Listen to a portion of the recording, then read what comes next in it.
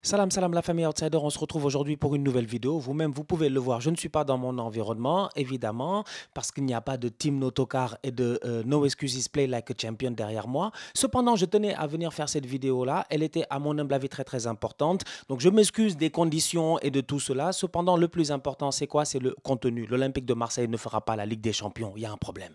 Il y a un problème. L'OM ne fera pas la Ligue des Champions. Je le répète encore une fois. Aujourd'hui, il faut qu'on soit très très sérieux. Tout le travail qui a été fait par Pablo Longoria durant l'été, c'était pour un seul objectif, la Ligue des Champions. Le championnat, la Coupe de France, tout ça, ça vient par la suite. Le plus important au niveau de l'OM, c'était de pouvoir aller en Ligue des Champions. Non seulement pour les supporters, parce que c'est le plus important, mais au-delà de cela, pour aller récupérer le chèque. Malheureusement, l'OM jouera l'Europa League.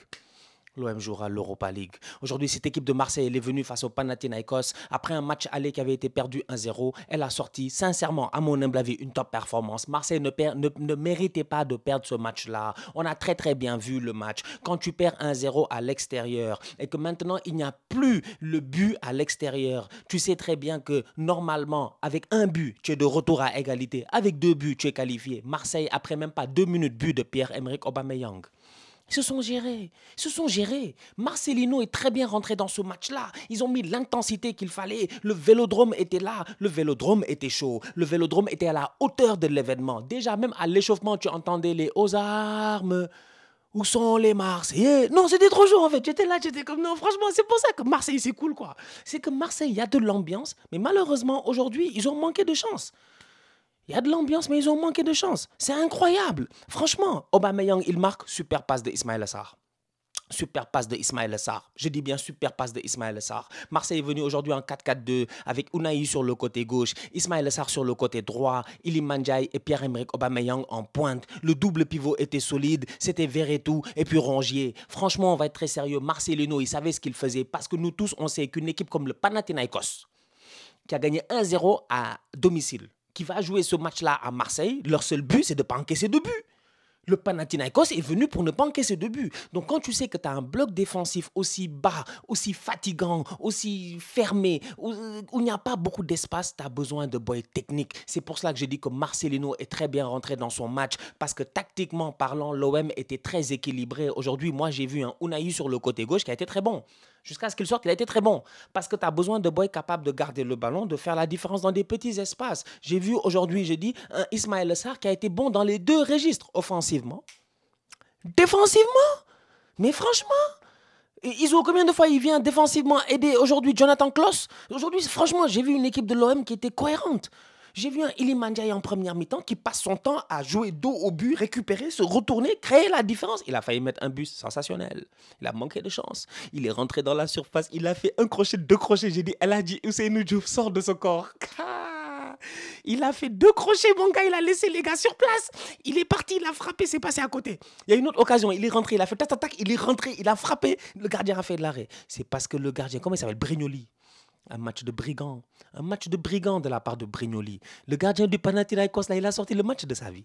Il a sorti le match de sa vie. Il a fait les arrêts quand il fallait pas les faire. Première mi-temps, les Marseillais ont tenté. Marseille peut aller, je dis bien, à la mi-temps, normalement, peut-être 3-0. Malheureusement, ça ne se fait pas parce que le Panathinaikos a un bon gardien. Donc pour moi, Marcelino, il travaille bien son match. Il sait que le Pana va être une équipe qui va défendre parce que le Pana a l'avantage. Ils ont une victoire 1-0. Qu'est-ce que tu fais? Tu mets sur le terrain des boys capables de garder le ballon, des boys capables de faire la différence dans les petits espaces. Marseille l'a fait. Marseille a marqué 2 buts. On arrive en deuxième mi-temps. Les changements, à mon humble avis, sont cohérents. À un moment donné, Iliman Ndiaye, il est fatigué. C'est que Starboy, il est très fort. Franchement, Iliman Ndiaye, moi, je pense qu'il va s'imposer cette année au Vélodrome. Il va impressionner pas mal de gens. Il est très, très fort. Mais malheureusement, le Starboy, là, dont on parle, eh ben, il a un problème. Il a un problème, Starboy. Franchement, il a un problème. Il n'a pas la condition physique de tenir 90 minutes. Ah, c'est dommage. C'est dommage. C'est dommage.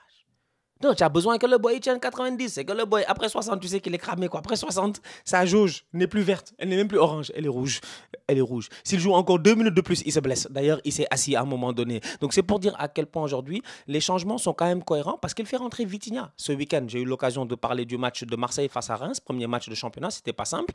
Belle équipe de Reims. Marseille s'en sort. Le match est difficile. Le match nul n'aurait pas été un scandale pour Reims, mais l'OM gagne avec le caractère. C'est ce même caractère qu'ils ont montré aujourd'hui. Donc, du coup, tu te rends compte que l'OM est en train d'évoluer. Iliman Ndiaye est en train de s'imposer. Vitinha, le week-end, il a été cohérent. Aujourd'hui, il rentre, c'est dommage. Il rate. Il marque, mais il rate. Oh, il rate. Oh là là, il a raté. Oh, le tocard. Oh, le tocard. Ouais, c'est mes jambes. Ouais, c'est mes jambes. Que veux-tu? Je t'ai dit, les conditions ne sont pas. Les CNTP ne sont pas réunies.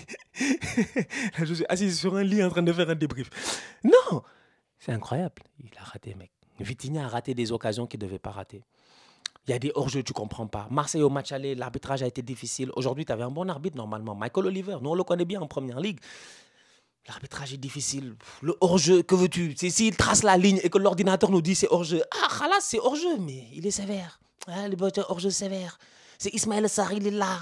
Il touche même pas le ballon. Il touche même pas le ballon en fait. C'est pas comme s'il a dévié le ballon, machin, et que ça a trompé la trajectoire du. Il n'y a même pas de. Incroyable. Le hors-jeu sur l'extérieur de Aubameyang, parce que Marseille a marqué, Ismaël Sarr marque un but. Le hors-jeu sur l'extérieur de Aubameyang, c'est incroyable. En fait, aujourd'hui, Marseille, franchement, ils ont manqué de chance. Je le répète encore une fois, l'OM a manqué de chance. L'OM a manqué de chance. Parce que pour moi, l'OM a fait un match cohérent. C'est juste dommage. Les buts ne sont pas rentrés. Le tout petit peu de baraka qu'il fallait n'était pas là. Mais en termes de football, sincèrement, Pierre-Emerick Aubameyang, il est arrivé. Il était sur le côté gauche un tout petit peu, penchant vers l'axe. Pour moi, il a été pertinent. Iliman Ndiaye, il a été pertinent. Ismaël Sarr sur le côté, il est dangereux. En plus, il frappe trop bien les pénaltys. Franchement, Sadio, pardon. Sadio a marqué les 2 pénaltys les plus importants de l'histoire du Sénégal. Franchement. Il a marqué les 2 pénaltys les plus importants de l'histoire du Sénégal. Il a marqué le pénalty, les deux face à l'Égypte. Les 2 face à l'Égypte. Pas besoin de beaucoup parler. Il y en a un, c'était là-bas. C'était là-bas, je dis bien. À Yaoundé, c'était pas facile. On a soulevé une Coupe d'Afrique. Il y en a une autre, c'était l'opération Laser. On ne va pas revenir sur des détails qui sont confidentiels, les détails militaires. Quand les Égyptiens sont venus là-bas à Djamnadio, ils ont compris c'était quoi l'opération Laser. Mais blague à part, quoi. Ismaël Sarr doit frapper nos pénaltys. Franchement, pardon, son ton Sadio, parce qu'ils ont eu trop froid. Ils ont eu trop froid. Franchement, ils sortent une top perf. En fait, tu regardes Marseille aujourd'hui, j'ai beau regarder, je me dis, je vois pas en fait pourquoi ils n'ont pas gagné. Ok, le Pana, ils ont bien réagi. Bernard, il rentre, il commence à fatiguer un peu. Il nous montre que dans le temps, il y avait un moment où on pensait que Bernard allait devenir un Neymar. Voilà, c'est un bon joueur, Bernard. Nous tous, on sait, ça fait longtemps qu'on le connaît.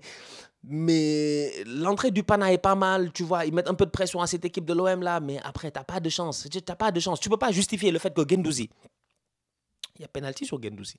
En fait, Guendouzi pète un câble avant, mais Guendouzi se fait pousser comme du n'importe quoi. On dit épaule contre épaule, pas épaule contre dos, épaule contre dos. C'est une charge, c'est une charge, c'est une faute. Une faute, c'est quoi? C'est pénalty dans la surface de réparation. En fait, aujourd'hui, si tu es fan de l'OM, il y a de quoi péter des câbles parce qu'il y a des questions à se poser.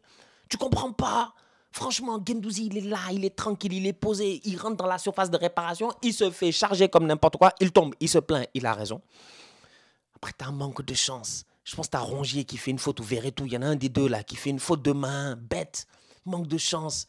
Quelques minutes plus tard, tac, tac, tac, le ballon traîne. Guendouzi touche le ballon de la main. Tu comprends pas en première mi-temps. Je pense que. Non, il y avait main, mais je pense avec toucher une autre partie du corps. Mais bref, franchement, Marseille n'a pas eu de chance. On peut parler d'arbitrage.